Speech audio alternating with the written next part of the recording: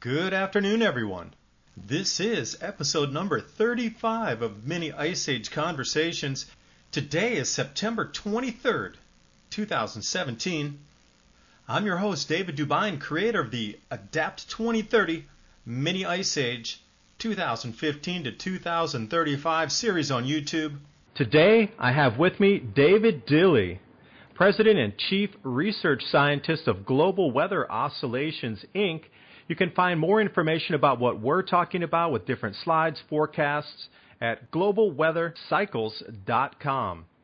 Now, David also talks about hurricane predictions 4 years into the future, Earth, Moon, Sun alignments, and these are the things that we wanted to cover today, as well as warm water pulses into the Arctic that cause more sea ice or less sea ice, and overall longer-term cycles beyond the decadal cycles into the multi-century cycles that we're repeating as we speak, so we can get a good gauge looking into the future what our global weather patterns will be like based on past cycles that do repeat. So David, I really thank you for joining me today. I know we're going to have a great conversation.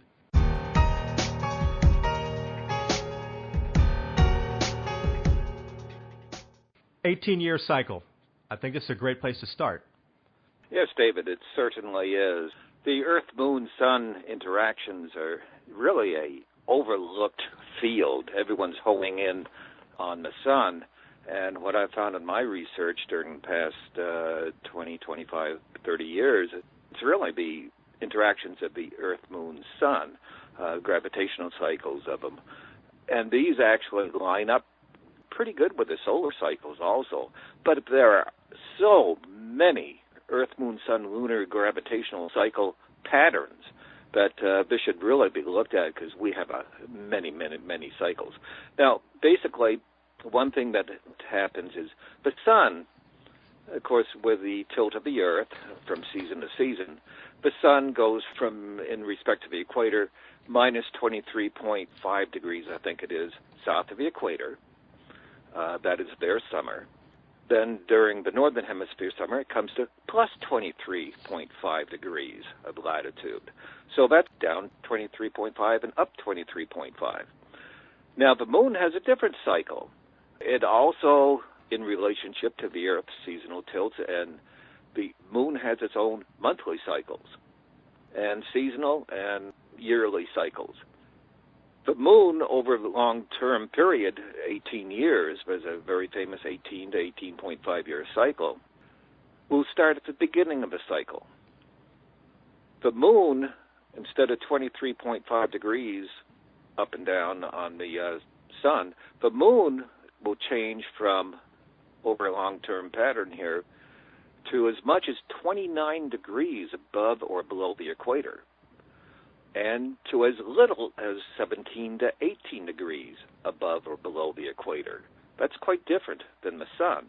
And then when they kind of meet up in alignment, then you get your syzygies, very strong gravitational cycles that we'll talk about later. But when you do get a syzygy in alignment, the actual gravitational tug on the Earth can increase by as much as 47% above normal gravitational cycles. That's why in some coastal areas, you will get coastal flooding, ocean flooding, low-lying coastal flooding during very specific strong new moons or high moons. The new moon is just as strong as the full moon.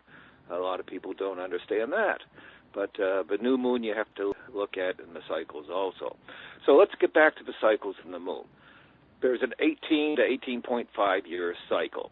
And we'll start at the beginning. Let's say it's up there at 28, 29 degrees in the sky. This is looking at very strong cycles very strong gravitational cycles where the Earth, Moon, Sun are closely aligned, and or the proximity to Earth will increase the gravitational cycles. So here we are, day one. It's 28, 29 degrees in the northern hemisphere.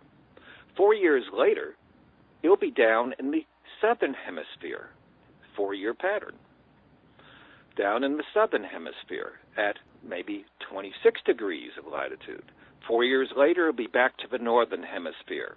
That's a 9-year cycle, going back to the northern hemisphere. It takes 9 years to go from the northern hemisphere to the southern hemisphere, back to the northern hemisphere. Now, that very big peak that we talked about diminishes every 9 years. Halfway through the pattern, the elevation in the sky will be closer to 17, 18 degrees of elevation above the equator.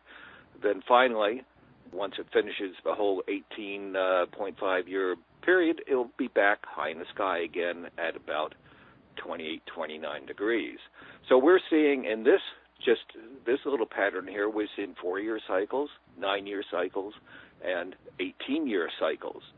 The same cycle, if you stretch it out in time, actually goes out to longer cycles. Same type of thing where it goes higher in the sky to lower in the sky. You can stretch it out to 72-year cycles, out to even longer periods of cycles. And actually, the Earth's temperatures during the last, let's say 600,000 years, the temperature plot where we have our global warming cycle, interglacial period, every 120,000 years or so, we had a high peak in it way back 600,000 years ago and a higher peak this time. The pattern looks just like this 18.5-year lunar cycle. So what it is just a stretched out pattern of the 18-year lunar cycle. So it's sort of a fractal of itself going up exponentially large or coming down exponentially small. That's right. Okay. What I would ask then is, when do these all lock in sync? Well, you're talking about at the high point, if you will, the peak at, say, 29 in the northern hemisphere. When does that lock with solar max? Or when does it, in the inverse, when the trough, if it's down southern hemisphere 26 degrees and it's at a solar min, when do those two lock? And how often do they lock together at both peaks exactly happening at the same time? And that would be either on the 9 to 18, the 72, or going out into longer cycles. At what point do these lock where you can start to see a relationship between the solar maximums and the locking of the upper peaks in these lunar cycles? Well, actually, these cycles gravitationally lock in on fall equinox, fall, spring, winter, and summer. You get your stronger patterns. That's where the Earth, Moon, Sun become closer in proximity to each other. That's because the Sun is crossing the equator, and the Moon has a better chance of becoming in proximity to the Sun, the elevation of the Sun. And what happens is you'll have this proximity. That's, I just talked about 4 times a year. You'll have pretty good proximity and stronger gravitational cycles.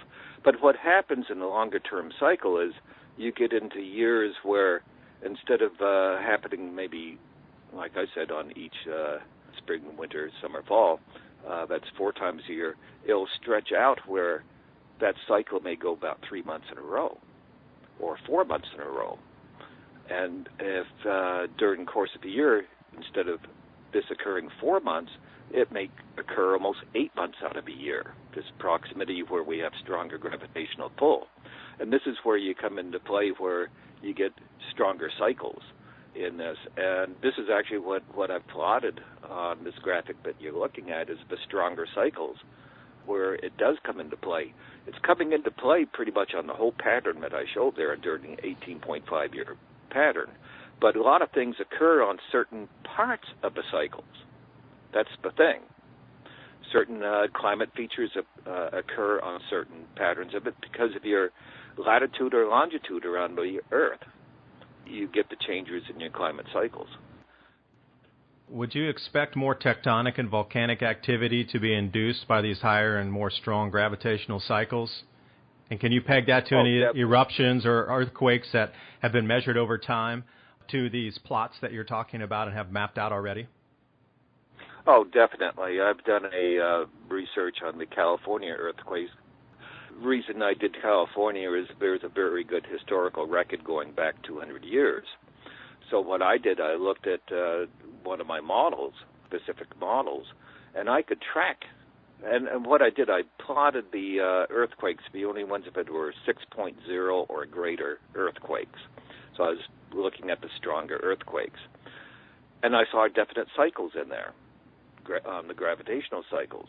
And I could actually track a earthquake cycle up through time, where this cycle has maybe occurred 3 or 4 times during the past 200 years, you can track it right up through time.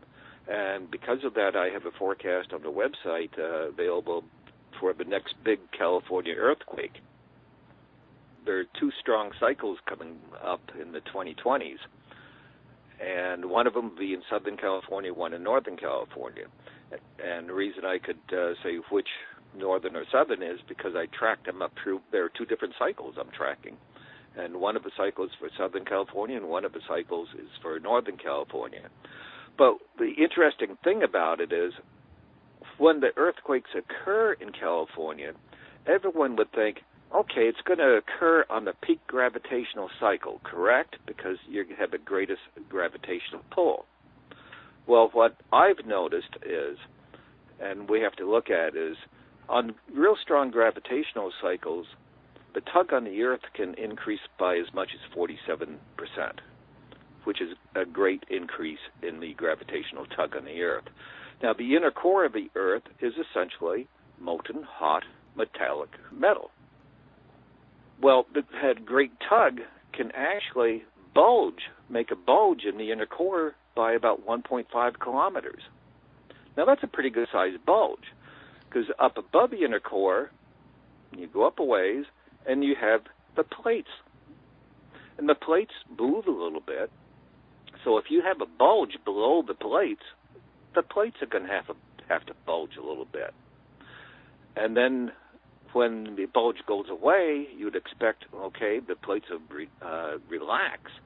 And what I noticed is the big earthquakes don't come on the greatest gravitational part of the cycle. It comes after the cycle has relaxed, which means the plates are relaxing, and then they slip, and you get an earthquake. And I noticed that also. I was looking at the lunar gravitational tidal forcing chart on the 9-year cycle, and what caught my attention right there was 1991 with the Pinatubo eruption, and it falls exactly where you're talking about on the backside of the peak by about 1 year after that great gravitational pull. Coming down off that peak, it looks like it loosened up and then let go. And then also, if we're going to look down at Mount St. Helens, it came at the trough there. That very well could be. And actually, some of these cycles that are plotted, you're looking at my cycle here, you could do other gravitational plots using a little bit different power structures on how high the moon is in the sky in relationship to proximity to the sun and the proximity to Earth. You can do it differently, and you'll get a power structure here that's about 1 year different. And a lot of people use the one that's 1 year different. Mine is off by 1 year, kind of backed up 1 year from most of the cycles that are out there. But yes, that's what would probably occur, like you said. It's lining up on there because that's the great tug on the inner core of the Earth. And one thing, and as long as we're talking about this now, let's jump to where I talk about we've had 5 global warming cycles, actually 6 during the past 1,200 years. We have come off onto 5 global cooling cycles.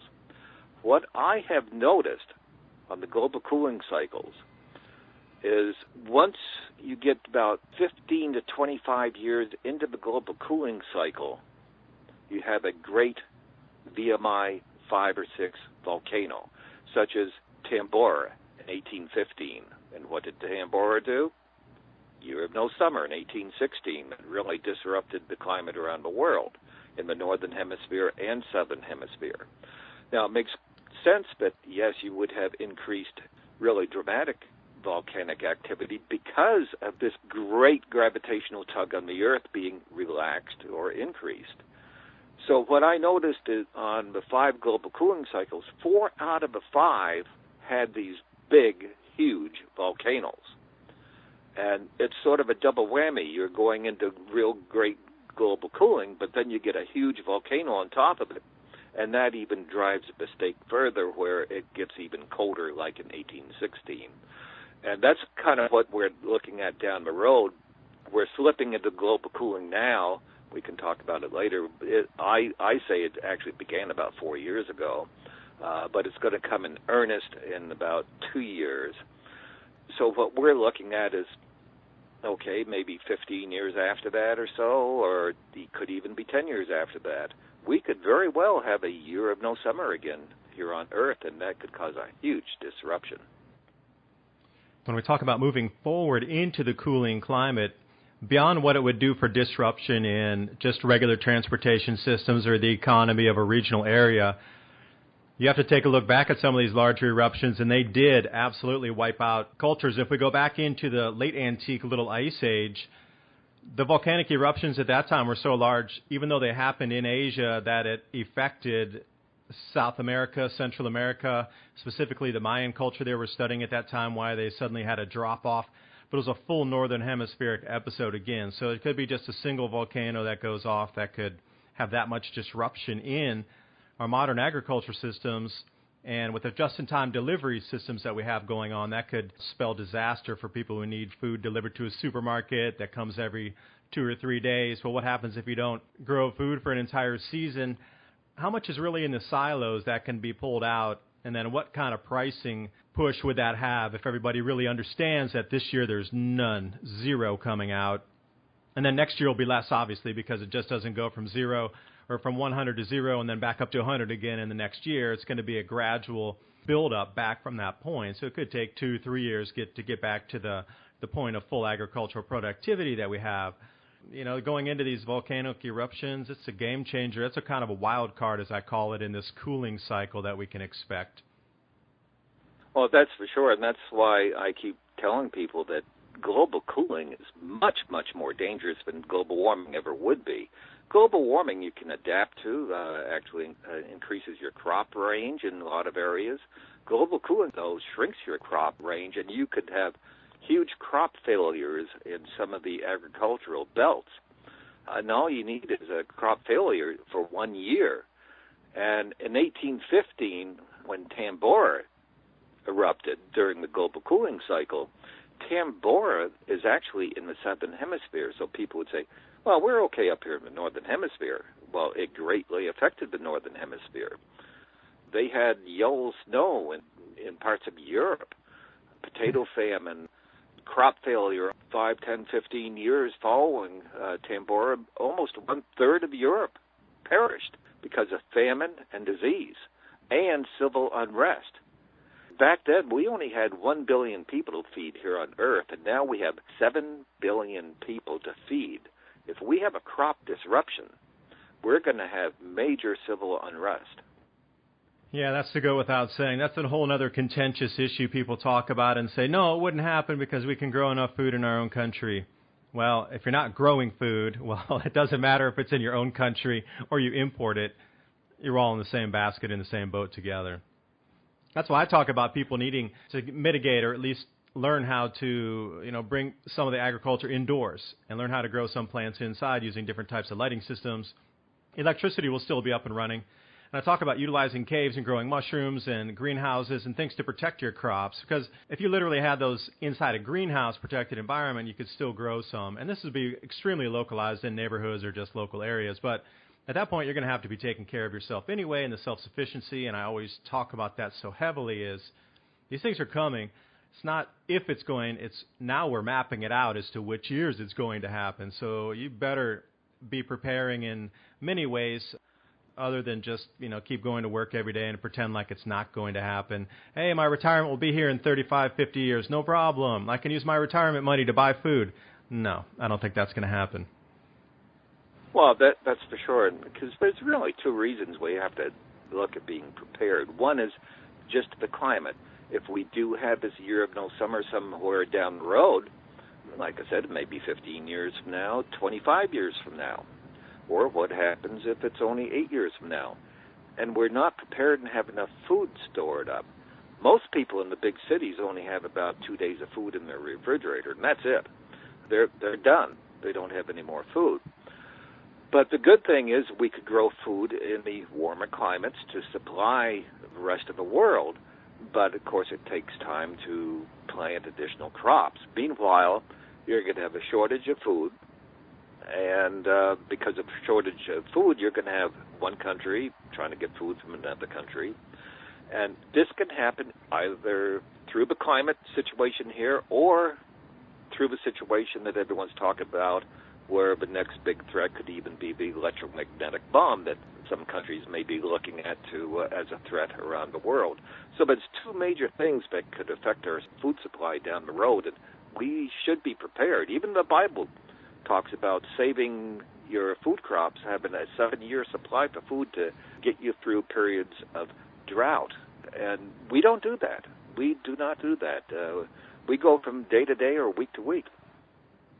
Yeah, and going back as well, that old phrase, the meek shall inherit the earth. And this is where you come right back into talking about tropical growing belts, because predominantly across the equatorial regions or these really close to the equator countries, most of them are impoverished and not developed economies.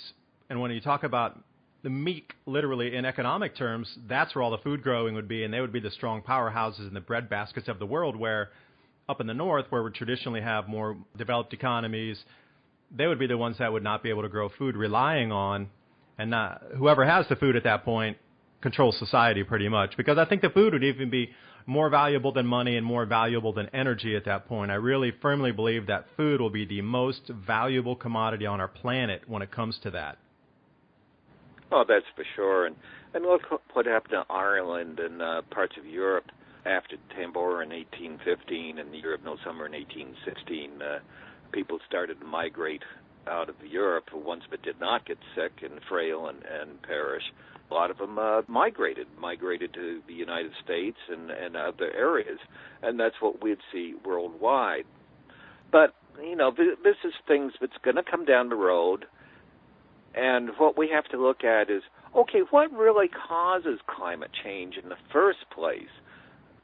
We have one segment of the society here saying, well, man is causing climate change. We've never been this warm before, and carbon dioxide has never been this warm before, and this is all false. One thing we want to look at is global warming and global cooling ends and begins in the Arctic and the Antarctic. So one thing I did want to touch on was the meltwater pulses, the pulses into the Arctic that you also have mapped out here on the cycles, when it seems to be very correlated to the amount of Arctic sea ice cover and the temperature of the water and the pulse going up into the Arctic. And you even have a chart for this right here.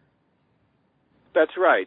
This was an article that I read in volume number 92, number 5, May 2011, in the Bulletin of the American Meteorological Society.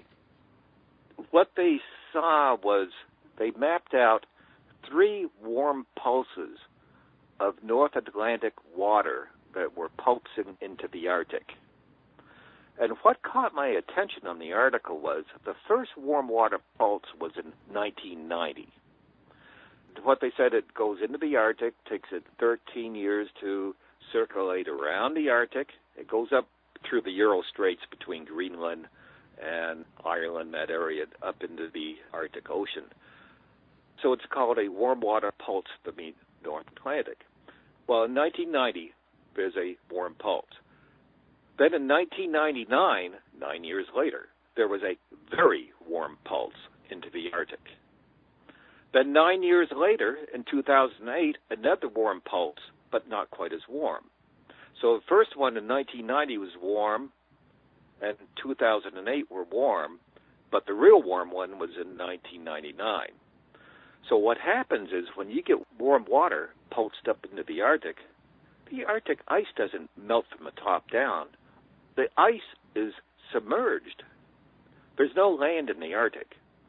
All the ice is really submerged by 75, 80%. The ice melts from the bottom up because of the warmer water. And when you have the ice melting, then you have more open water during the summer months in the Arctic. And then it takes longer for it to freeze up and get extent in the winter.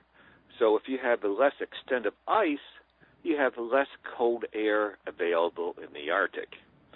Once it starts freezing up again, like it did in 2013 and 14 winters where the Arctic was recovering, we had much more cold air available and it came southward.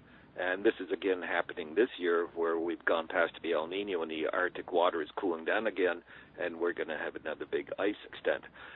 But back to the warm water pulses. I mentioned three of them, 1990, 1999, and 2008. That caught my eye. Gee, they're 9 years apart. I put them onto my graphic, and what I saw was the pulse in 1990 came right at the peak of the Earth-Moon-Sun gravitational cycle, where the gravitational cycle, it was a high one, about 26 degrees above the equator. It's a northern hemisphere cycle. So that was in 1990. Well, 9 years later, wow, there it was, back to the northern hemisphere, high in the sky again, the gravitational cycle. Not quite as high, but it was about 22 degrees above the equator. And there it was again, 1999, 9 years later, a very warm pulse in the Arctic. That's what caused the very warm next 12 years, that very warm pulse. Then 9 years later, right on top of the gravitational cycle, and the gravitational cycle of the moon was about 26, 27 degrees above the equator.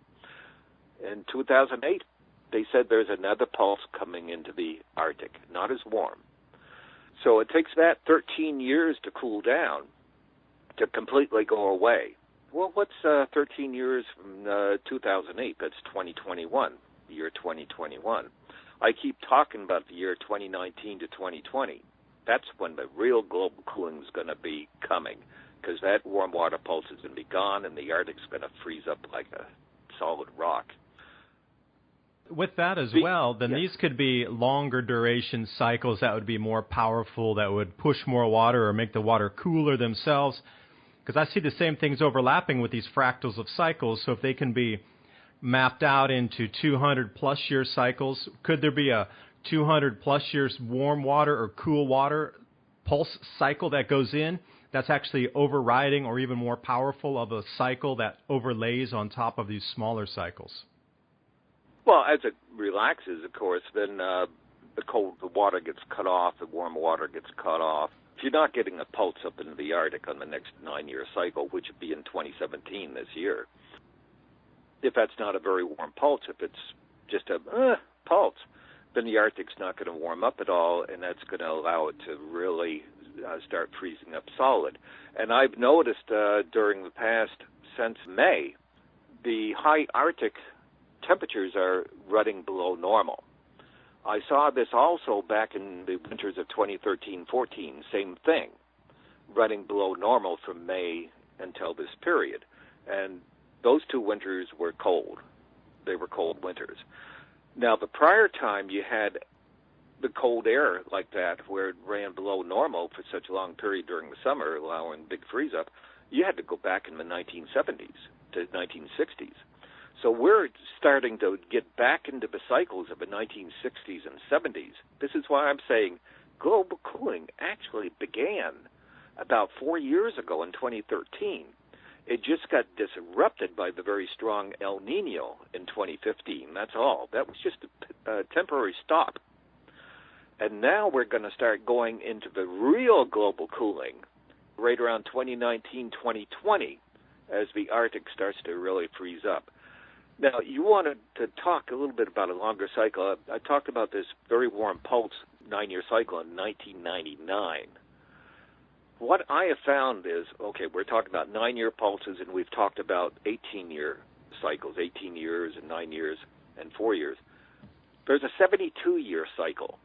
It looks very similar to the 18-year cycle, but there's a 72-year cycle. What's 72 years from 1999? 1927. It is highly likely that we had a very warm water pulse go into the Arctic right around 1927, 1928. The whole decade in the 1930s was very warm. Yeah, Dust Bowl. That was the Dust Bowl era. Oh, yeah, that's very warm. All global warming cycles have twin temperature peaks that last 10 to 15 years. 1930s, and for us, from about the year 2000 to 2012, 2013 or so. These are all natural cycles. We're right on the cycle and the pattern that we're supposed to be on. So back to the 72-year cycle. Okay, I just pointed out 1927. That was a very likely warm water pulse on that 72-year cycle. So we've seen this twice here, right? Now, what I've done on my long-term averaging of the Earth, Moon, Sun strength of the gravitational cycles, okay, on the 72-year pulse, I put it out in time, and what happens is when you have the 72-year pulse, you get the new moon and full moon on the long-term average kind of being on the same plane elevation-wise in the sky. Well, what happens on the long-term cycles, okay, this happened in 1999. It happened in 1927. Then when you go back prior to that, and the way the cycle is formed, it skipped that next 72-year cycle. Then it came in again on the next one. This is why we have global warming cycles that come every 230 years, based on the 72-year cycle that skips a cycle. So you can plot us out exactly where we are now and where we're heading to into the future then based on prior cycles. And if we go back a step even further, let's take a further step back from the 230-year cycle, where does that take us? 1,100 years? And then from there, if we take a step back off 1,100 years, how far back are we going? Because I noticed you had a chart here on the 1,100-year cycle that also encompasses and overlays all of these smaller cycles on top as well, encompassed in there as a matrix of smaller leading to larger that entwine into one larger cycle that all overlay in the same time frames. This is a extremely interesting cycle. So what happened was back, right now, we're in a warm period. Then we cooled down in the mid-1800s. Well, we go back 1,100 years, and that's about 900 AD. That was a peak of a very warm cycle. Go back another 1,100 years, and that was a peak of another very warm cycle. We go back another 1,100 years and another 1,100 years, so on and so on. So we go back to about 6,600 years ago. That was when we came off the prior glacial period, about 7,000 years ago. We were very warm back, much warmer than today, a very long, extended warm period going about 2,000 years, very extended warm period. Much warmer than today. There are reports there's 50% less ice in the Arctic at that time than today. And we have all these people out there saying, oh, this has never happened before. We don't have any ice up there in the Arctic today, and it's all going to be gone in a few years. Well, it was worse 7,000 years ago. And these cycles, as we were saying on the graphic, is extremely warm 7,000 years ago. Then if we look at the 1,100-year cycles coming to today, each cycle is getting cooler and cooler and cooler. What we have to remember is we're 7,000 years removed already from the peak of the interglacial warm period. We're 7,000 years heading towards the next ice age. We're cooling down gradually here. And what we have today is not as warm as it was even 1,000 years ago. What we have are temperatures right now on the twin warm peaks of 1930s and now, perfectly normal. Perfectly normal for this type of cycle. There's no doubt about it. And as we slip into the global cooling cycle here, very shortly I talked about that cycle. And actually, if we skip to that other graphic that I have, the 230-year cycle, on the average, global cooling cycles come, or global warming cycles, either way, come every about 230 years. It can be as short as 200 years or as long as 240 years between cycles. We had a global warming cycle back in the 800s AD. Another global warming cycle back about 950 to 1050 AD. The Vikings settled Greenland in the 800s to 900s, because it was very much warmer back then than it is today. They settled there, and then they had to leave around 1100 AD as it slipped into a global cooling cycle. So anyway, I talked about a global warming cycle. They come about every 220, 30 years. Back around 800 AD, 1000 AD.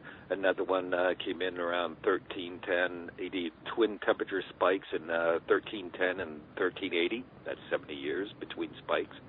Remember, I talked about 72-year cycle. Then another global warming cycle back in 1500s. Twin temperature peaks in 1525, 1570. And that's only about 60 years between spikes. Then global warming cycle in the 1700s. That ended as we had global cooling, and then Tambora that really put a spike in it and caused the year of no summer. So these come just about every 230 years. Now, what I was showing on this particular graphic is when you start your global cooling, you're coming off a global warming cycle, and you start your global cooling cycle. Your next global cooling cycle typically begins 230 years after the previous global cooling cycle began, 230 years. So our last global cooling cycle began in the year 1790, right around 1790. What's 230 added on to 1790? The year 2020. So we're 230 years from the beginning of the last global cooling cycle. Then I also talked about that warm water pulse that went into the Arctic in 2008. What's 13 years removed from that? 2021. And actually the water would cool off a little bit before that. So we've got two cycles there, looking right at 2020, right around 2020, 2019, for the beginning of our real drastic global cooling cycle. And are we ready for this as a planet? And how long will it last, though? That's another thing that I get a lot of people asking me, because there's some astrophysicists coming out showing that we're going to get a twin fallback in temperature. We're going to reach a bottom. We're going to spring up a tiny bit, and then we're going to fall back off in temperature. This is going to extend out until 2060 or so. I was just curious what you thought on the length of time as in the cooling before we start to see some respite and rebound in temperatures that'll bring our global agriculture back to. It won't be similar today because we're not going to get that warm again on this next cycle. I think this is a high peak that was anomalous anyway. But when can you see any respite and rebound into temperatures that would allow us to have global agriculture again to feed enough 8 billion people? Well, the global cooling cycle we're going into, the worst part of it will be in the late 2020s through the 2040s to 2050s. And sometimes it takes as much as 50 years before you hit the bottom of it. Well, actually, the one that ended around 1570, that didn't bottom out until almost 1725. That was in the Little Ice Age. That took almost 120 years or so to bottom out. Normally, they bottom out in about 50, 60 years. This one, I think this next one, when you look at the 230-year cycle one I have on here, you're seeing the same type of wavelength as you do on the 18.5-year lunar cycle, where you have the big peak on the left, big peak on the right, and smaller cycles in the middle. So my belief is that we won't go into the deepest global cooling cycle on this one. We'll have another global warming cycle after this, and then that will do the big bottom peak going into the next little ice age. So that may be 230 years away yet on really going down real bad. But this one will be a global cooling cycle. It'll go deep for about 50 years and then start recovering. So the temperature drop in Celsius degrees, what kind of temperature drop would you expect with something like this? Over the next 50 years, are you thinking about half a degree drop, a 1C drop, 1.5, over the next 50 years? And I was just curious on that myself as a personal, comparatively to the research I've done, I'm trying to match up as many data points as I can because I'm always trying to learn new information every day as much as I can. Well, instead of putting it in actual degrees, I want to put it into kind of a format people can relate to, and that's if they can remember how it was in the 1950s and 60s. I can. 50s and 60s were very cold here in the United States, very cold. We are now slipping into that. That's what we're going to see in the 2020s, is the same type of weather we had in the 50s and 60s, 1950s and 60s.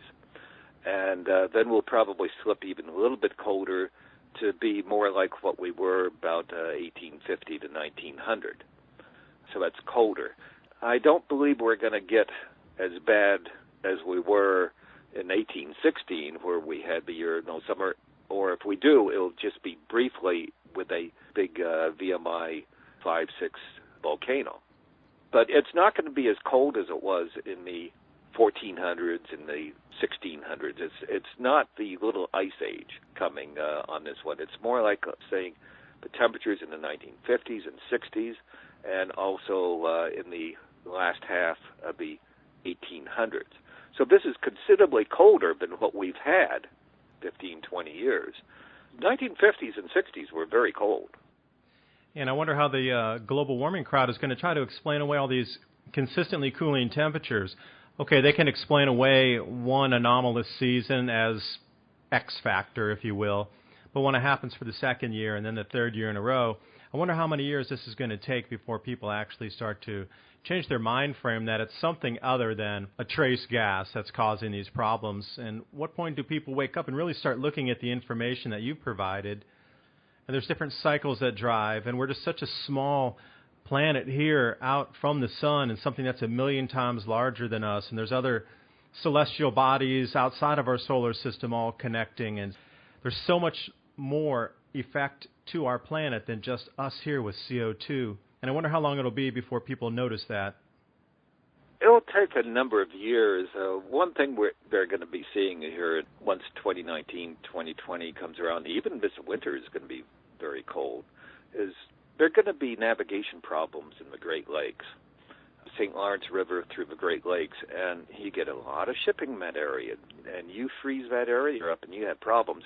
And they had problems back in the 60s and 70s in that area, and we're going to be back to that. If they have those problems up there for about 3-4 years, they're going to start thinking, hey, wait a minute, what's going on here? It's going to take 3 to 4 years. Now, we could also get colder by the late 2020s, where there was a point back in, I think it was late 1800s, the melt of the Chesapeake Bay froze over. Can you imagine that? So you'd even be disrupting navigation in the Chesapeake Bay area. You get about 4 bad winters in a row, and I think it'll be sunk in that, hey, okay, we have to change what we're talking about.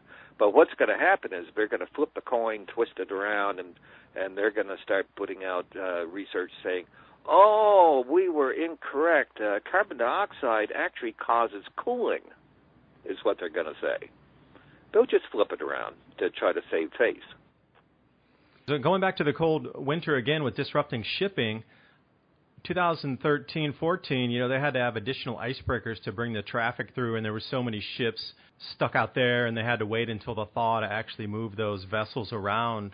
And if we're going to talk about even a cooler winter this winter coming up, and that literature, I have already started to see that, not just drip-fed, but actually sprinkled in already with a sprinkler on high volume of these types of research papers coming out saying, oh, it actually, global warming causes global cooling because it has all these other effects, X, Y, Z, A, B, C, D, that are now causing cooling, and you're already starting to see that. Yeah, this year I would also imagine some delayed shipping into the Great Lakes ports as we saw back in 13-14 winter. Oh, I'm sure we will, 2013-14. I'm looking for a similar winter to the 2014 winter. That was the winter, I believe, that caused the shipping problems in the St. Lawrence to the Great Lakes. It should be similar this year. Europe was warm, however, and I'm actually looking for Europe to possibly have a nasty winter. I was looking at their cycles, and they're within a year of having a cyclical, very nasty winter in Great Britain over through parts of Europe, and it could come as early as this year, and that will start to wake them up also. Starting to see in the southern hemisphere, down in Australia, is supposed to be getting into warmer temperatures throughout Victoria, parts of New South Wales. They're getting record snowfall. The ski season has extended for the second year in a row. Tasmania snowed almost all the way down to the beaches. They got snow down to 100 meters, and this is September. Their average temperature is around 20-22 right now, and then also in Australia, in the south there, absolutely everybody's talking about how cold it is, yet the mainstream media comes out and said, oh, it's a record warm winter, but literally the citizens are understanding with their own eyes that it was not a record warm winter, that it's still cold even this late in the season. So the southern hemisphere is starting to see this cooler pattern emerging. It seems like one step ahead of the northern hemisphere this year, like one season ahead of the cooling that's occurring in the north. Well, that's right. They would be one season ahead because it's their winter down there. And that's a pretty good hint on what's going to happen up here. And I've already seen that in the high Arctic, how it's cooling down. So it is coming. And all of this is cyclical. And you wanted to talk briefly about hurricanes. And I would love to inject a couple things on here because there's already media reports out there, that article in today's paper of the senator saying, oh, we have to stop climate change because it's causing all these nasty hurricanes. And I'd like to talk about this because it is very cyclical. This is one thing we do in our business, Global Weather Oscillations Incorporated.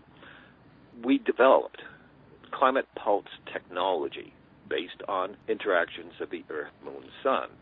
And through this technology, we can track hurricane cycles. We can actually track individual hurricanes through time, from 1800s right up until now and 4 years into the future, through cycles, natural cycles. So what we've seen in the past occurs in the future, regardless of the temperatures. Because we've had very strong hurricanes.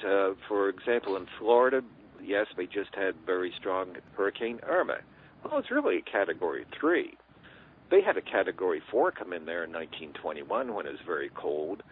Donna, Category 3, came in 1960 in sort of the same location. And there's been numerous large hurricanes, 4s and 5s, during the cold weather periods that have hit the area. So they occur in cycles, and I track the stronger cycles up through time is what I do. And I noticed this year, when I put out the press release in February for this year's hurricane outlook, preseason outlook, and first of all, I'd like to say here at Global Weather Oscillations, we've done this 10 years in a row. We've been correct 10 years in a row. Other organizations, leading organizations, which I won't mention their name, but it's organizations that the press turn to and they give them the headlines, they've been correct only about 30 to 40% of the time during the past 10 years. But they're the ones that get the headlines. Well, this year on our press release, our headline was the most dangerous and costliest hurricane season since 2004. We called for well above normal hurricane activity and 6 named storms landfalls for the United States. All the other preseason predictions when they first came out were calling for an average season, and no one else predicts landfalls. We're the only ones that do it because we're the only ones that have climate pulse technology. So we've been spot on. Texas, for example, typically goes through, historically since the 1800s, they've had about 7 quiet periods of no hurricanes. Their quiet periods typically go 8 to 10 years. Well, this year was year number 9. And we could see right on the climate pulse technology that they could very well break out of their quiet period this year, and we had it in the forecast. So what did they get? Hurricane Harvey. This year, Florida was in a quiet period. Florida has quiet periods that extend out 10 to 12 years. This year was year number 12. Last hurricane was in 2005. And we could see this right on our climate pulse technology. So this year, right in our zone forecast for South Florida, we predicted a Category 4 hurricane would make landfall in the South Peninsula of Florida and move northward. And Irma did. And we also, using the cycles, predicted the first hurricane in 25 years for New England. Well, right now, today, we have Hurricane Jose that's posed to possibly give Cape Cod hurricane force winds in a few days. So this is what we use, all cyclical data. We've seen strong hurricane cycles during periods of colder temperatures. Nothing to do, really, with climate change. Even the National Hurricane Center will not say anything about it. They agree that the hurricane cycles are cyclical, and the climate is not really making changes. No one's found any connection between global warming and the hurricane activity that's happened, or the strength of hurricanes, or the frequency of hurricanes. But it's showing up in newspaper articles, and some of these senators are starting to get on the bandwagon because they want to tie it into climate change. And this is something we have to get the word out to people that this is untrue. It's just the natural cycles. I want to throw something a little strange at you, if I may. You're talking about cycles, and these exact dates rang something to me when you were talking here. I'm wondering if Al Gore and their PR staff knows about these same cycles, but they're keeping them hidden to themselves because the release dates of both of their movies are falling on these exact cycles when there's going to be extreme weather that then they can claim that it's related to global warming. And it's just quirky that this year the new movie from their crew was released, and it's coming into this time when we're expecting tumultuous weather.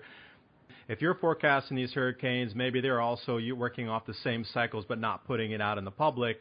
And then when we go back to 2006 and 7, again, 2006, Inconvenient Truth, we're coming at that rate, same 1 year at the beginning of the year, extreme weather at that time too. So it's almost as if they're releasing these movies at these exact same times that you're also forecasting with extreme weather, hurricane landings, which then they can blame on CO2. Is it coincidental or is it purposeful? Well, I really do believe that they're smarter than what we want to make them out to be. They know what's going on. It's all tied up in the politics and energy and their agendas. But they do know what's going on. It's just the character of the people that do anything to make money. I hate to say that, but that's pretty much what it is. They're going to stick to their agendas until they're made to stop. And the only way they're going to be made to stop is if we have 4 or 5 nasty cold winters in a row, and they're going to have to rethink a little bit. I think right now with their movies coming out and all, they're trying to milk it, knowing that the ending is coming. So they're milking it. Yeah, but if you can predict with such accuracy with your hurricane forecasting like you've done, right on the money, when others aren't, there has to be something to this with the mathematics. And, you know, the ancient cultures across the planet all believed in cyclical time and cyclical patterns. And it's just as part of our, human history that we know about cycles. We believe in cycles. All cultures in at least several thousand years ago believed in cycles. And then we come to today and somehow it's just linear time and there's no cycles involved. I just can't see how that's as being overlooked and missed with your accurate predictions and knowing what's coming forward with the cooling that we can talk about. And here, they're not even debating it in the media or even talking about it and telling people, you know what, this cycle's coming again, or it could come. Just like the hurricane, it could make landfall over here. You might want to get prepared. They're not even talking about it in the media. They're trying to rake you under the bus with your reputation and trying to stop the discourse right there because they don't really want this talked about. But if it's a possibility of these cycles happening, as we all know, at least they should talk about it in the media. So some people who would like to prepare, and that's the reason I want you to get your message out, is I actually know and believe what you're doing is the correct methodology to it. You are predicting the cycles through past cycles to forecast the future, and that is truly the way our climate moves. It's not what we add to it, it's cycles. The thing is, any studies of natural cycles have been suppressed by the grant systems at the universities around the world. Since about the mid-1990s, most of the grants, almost entirely, have been for human-induced climate change. You could not get a grant to study natural cycles. I've had discussions with former heads of science departments in universities that could finally speak out because they're retired, and they said, no, when you apply for a grant, the grants are worded in such a way that your results have to provide something towards the end result of what the grant wants, such as human-induced connection to climate change or something. So they could not get a grant to study what I'm studying here. The natural cycles are really studied by the private sector because the universities just can't do it. And because of that, the universities want to keep the natural cycle part of it quiet so that they can continue to get their grants to study human-induced global warming. It's their bread and butter. They know which side of the bread is buttered. Perfect example is I was scheduled to talk at an institute in Maine, state of Maine. And it was advertised by the institute for over a month. And I told the institute, I said, Well, you do know that I'm going to be talking on natural cycles, right? I put it right up front because I didn't want any problems. And they said, yeah, that's okay. Well, 3 days before my talk, I noticed 3 people from the University of Maine on our website. The next morning, we received an email. My talk had been canceled. So there's a media outlet here in Maine that got a hold of the president of the institute and asked him what happened. And it was very curious, and he was honest, and he said, well, we had a call from the University of Maine, and they felt that some people in the audience would feel uncomfortable hearing what you have to say about natural cycles. So that was the University of Maine trying to protect their grant system and to really censor the other side. When you talk about who gets airtime or also print time in major mainstream publications, it comes down to it's the same universities. Of course, they get the press releases with the new information that was supposedly found about global warming, effect this, or global warming effect that, and then it's all over the paper's front page because they're the ones that are supposedly pushing this agenda.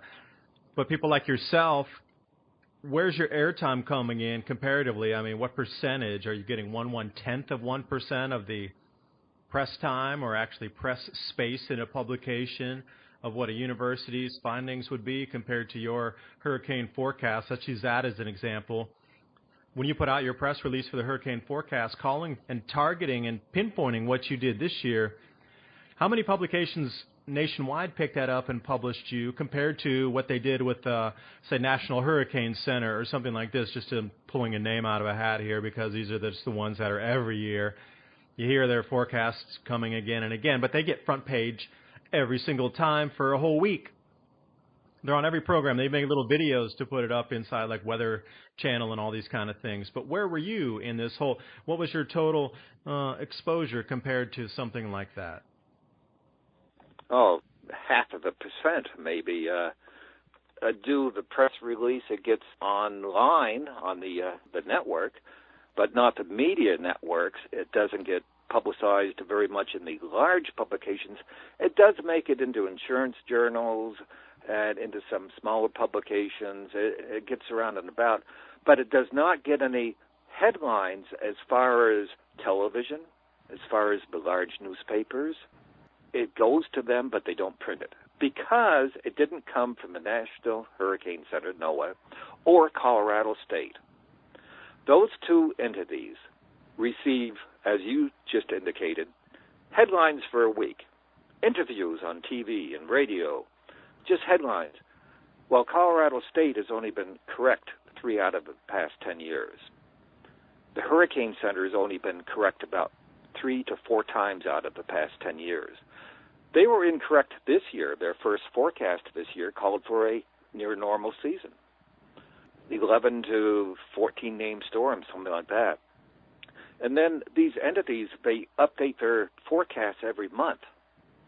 They update it again in June, July, August, September. You can't call it a preseason forecast anymore because the season begins June 1st. So by the time they issue their last forecast in August, they pretty much have it right by that time because the season is well peaked. And actually, I think the Hurricane Center just came out with one 2 weeks ago, upping their forecast to 16 to 19 named storms. But this was around September 1st. Now, when the season is over, they're probably going to say, well, we were correct because we had 16, 17 storms or something like that. They're going to say they were correct. Well, no. When you go back to May, when it's the preseason forecast, they were incorrect. And this is what I look at on the preseason forecast for verification. I look at all the forecast organizations out there, and the preseason forecast means preseason. That's a forecast before the season, not during the season. The things that have gone on with temperature data manipulation coming out and the way that they do tweak data and try to erase warmer temperatures in the past to show a linear trend going forward. So the whole manipulation of data It doesn't matter if it's from a forecast of hurricane seasons or actually temperature data. You can see that it's being manipulated and tweaked, the entire spectrum of what can be changed to show and fit a pattern of, hey, look at us, we're the experts, we always get it correct, and then the way that they've changed the past to reflect this current agenda of its global warming is continually warming comparatively. So you get into this whole gray area and kind of Alice in Wonderland type of, they seem to be still getting the headlines, although they're doing the manipulation, being caught every single year now, say since the last 3 years, of manipulating something, red-handed, caught, yet they still get the headlines. So it makes no sense to me. It's got to be an agenda driving forward, or else they still wouldn't be getting such headlines, even after all the scandals. And not only the NOAA scandals, but what's happening down with the Bureau of Meteorology in Australia. Their algorithms on their temperature stations were set that if it went below 10 degrees Celsius, anything below that wouldn't be registered. So let's say it went to 11.2 Celsius below zero, it would stop and peg at 10 C below. So you're missing the other, whatever it might have been, 10th of a degree or full degrees below that mark then. So then they can show that it's not really cooling. Jennifer Morrissey had noticed that the temperature station data that she had received live feed was quite different, and they had erased it and tried to change it, and they tried to cover it up, and they were caught, and it became a huge scandal. And you don't realize how many temperature stations, the entire network was done like this. And more people haven't woken up by now with all this information available on the internet. Why is everybody still keeping their heads in the sand? Well, it's really the media. The media goes to their known sources. This has been talked about on some of the talk shows on television, and I agree with it that the media nowadays, because of the internet, the media is actually lazy. They do not do their own research to speak of. Instead, they just pass around what they've heard somewhere else, and most of what they've heard is incorrect. But they keep passing it around as being the truth. It's just laziness. A perfect example, and I'm sure you've heard about this, the 97% consensus by all scientists. I have. Everybody has. The Obama administration was flipping up that 97% right up until the end. And I think you still hear it out there occasionally. But that came from John Cook at the University of Queensland in Australia. What he did, he looked at about 12,000 abstracts from papers that mentioned climate change. So he wanted to see what the abstracts said. Well, out of the 12,000 abstracts, about 33% of them said that human activity is the primary cause for climate change. Human activity. 33% of it. So what he did was he sent out a letter to the 33% saying, will you endorse the human activity causing it?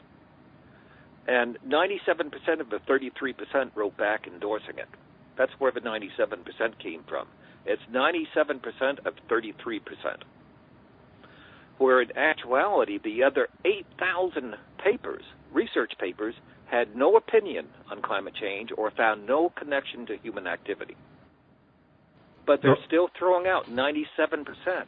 Now, Dr. John Coleman, founder of the Weather Channel, he did his own poll, and what he found was 15% of meteorologists say that climate change is mostly human-induced.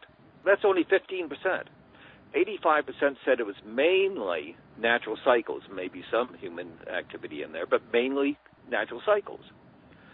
But that 97% keeps getting thrown out, and the people in the government are still throwing out because they don't know the truth. It's a hearsay, and they're not doing the research to find out the truth, and the media is not doing the research to find the truth either. Yeah, so I did look into John's work. I actually did a video on that. And the thing for me was also, there was no big headline coverage on that, where we keep routinely seeing still the 97% in large publications.